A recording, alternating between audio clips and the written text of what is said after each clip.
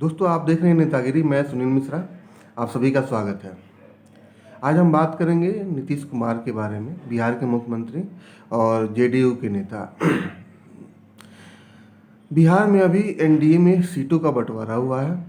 BJP ने 121 और JDU 122 सीटों पर लड़ने पर दोनों दलों में सहमति बनी है। हालांकि बीजेपी ने अपने कोटे से वीआईपी पार्टी को 11 सीटें दी हैं। उधर नीतीश कुमार ने जीतन राम मांझी की पार्टी हिंदुस्तान अवाम मोर्चा को अपने कोटे से 5 या 6 सीटें दी हैं। इस हिसाब से नीतीश कुमार की पार्टी जेडीयू 115 सीटों पर चुनाव लड़ेगी। नीतीश कुमार ने चिराग पासवान के अलग होने की भरपाई के लिए जीतन राम मांझी को अपने साथ लिया और उनको अपने कोटे से सीटें दी हैं। नीतीश कुमार के बारे में बिहार के पूर्व मुख्यमंत्री और चारा घोटाले में जेल में बंद लालू प्रसाद यादव कहा करते थे कि नीतीश कुमार के पेट में दांत है। तो पेट में दांत कैसे है और इसके क्या मायने हैं? पेट में दांत होने के मतलब ये है कि आप बोल कुछ और रहे हैं और कह कुछ और रहे हैं और दिखा कुछ और रहे हैं। पेट में दांत होने का लालू प्रसाद ने नीतीश के खिलाफ बहुतों बार इस्तेमाल किया। हालांकि 2015 के चुनाव में लालू प्रसाद के साथ नीतीश कुमार आ गए थे। दोनों नेताओं ने एक साथ मिलकर चुनाव लड़ा था और एक दूसरे की तारीफ में कसीदे गढ़े थे। दोनों नेताओं ने मिलकर नरेंद्र मोदी पर जोरदार हमले बोले थे और आखिरकार चुनाव जीत भी लिया था। हालांकि बाद में नीतीश कुमार ने पाला बदल लिया था और यह साबित कर दिया था कि वाकई उनके पेट में दांत है, क्योंकि वो सरकार महागठबंधन की 1 साल भी नहीं चली लगभग, और सरकार मुख्यमंत्री तो नीतीश ही कुमार ही बने, लेकिन सरकार एनडीए की बनी।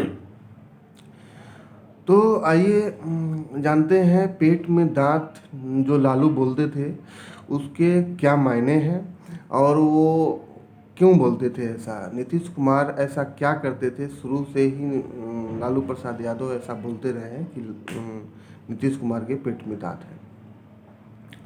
नीतीश कुमार ने 2009 से ही पीएम नरेंद्र मोदी से पंगा लेना शुरू कर दिया था।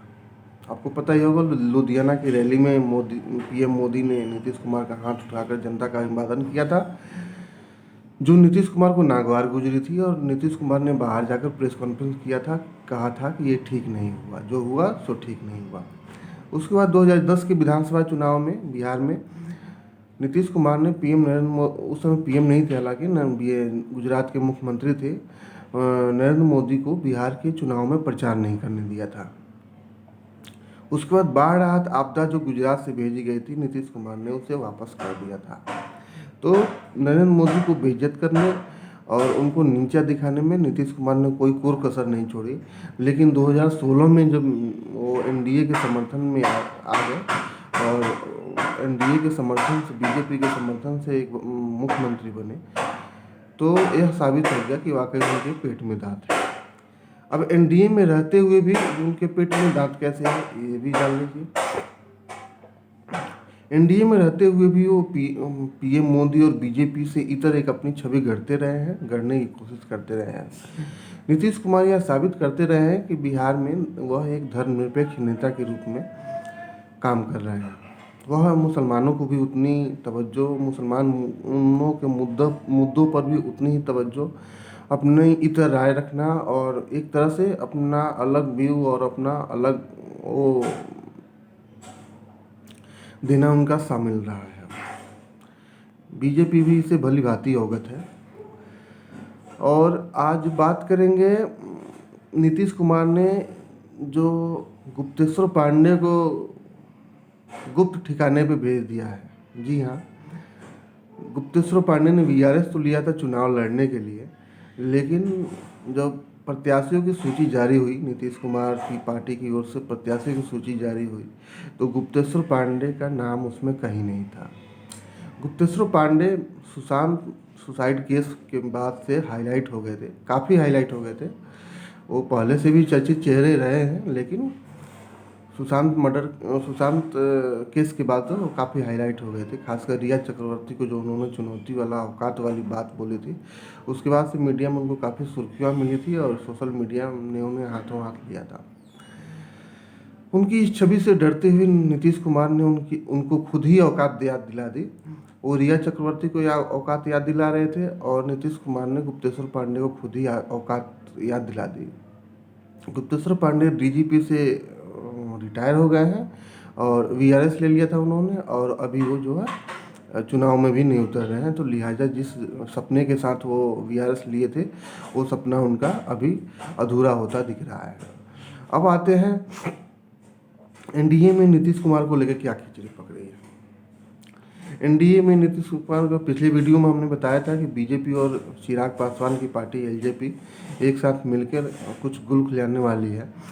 दिखाने के लिए तो एलजेपी एनडीए से बाहर, बिहार में एनडीए से बाहर है, लेकिन बीजेपी और के खिलाफ कैंडिडेट नहीं उतारेगी, बीजेपी के खिलाफ वो प्रचार नहीं करेगी। तो इसलिए बीजेपी और एलजेपी में खिचड़ी पक रही है और नीतीश कुमार को उनकी औकात दिलाने के लिए। अब नीतीश कुमार ने क्या गुल खिलाया है बीजेपी और एलजेपी को औकात याद दिलाने के लिए? नीतीश कुमार ने टिकट बंटवारे में दरअसल बहुत बड़ा खेल कर दिया है। क्या बड़ा खेल कर दिया है? इसलिए हम ऐसा कर रहे हैं, नीतीश कुमार ने टिकट बंटवारे में जो खेल किया है उसमें महागठबंधन पे भी निशाना साधा है और एनडीए के साथी दलों पे भी निशाना साधा है।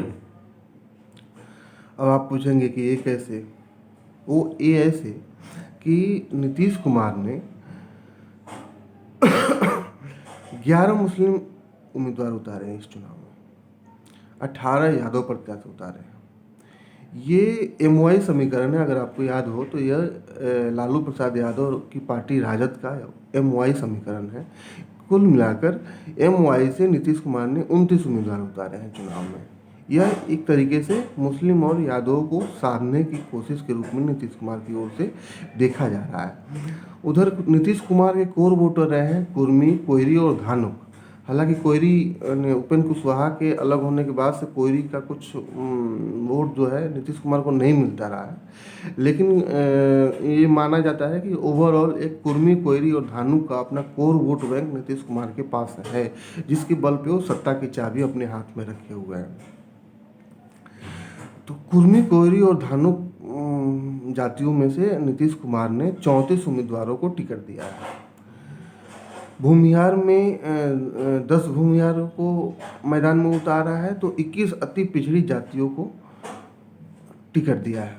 और इसके अलावा 3 वैश्य उम्मीदवार यानी 3 बनिया उम्मीदवार चुनाव मैदान में नीतीश कुमार की पार्टी की ओर से उतारे गए हैं। तो एक तरह से सामाजिक समीकरण को साधने की कोशिश नीतीश कुमार की ओर से फिर से की गई है।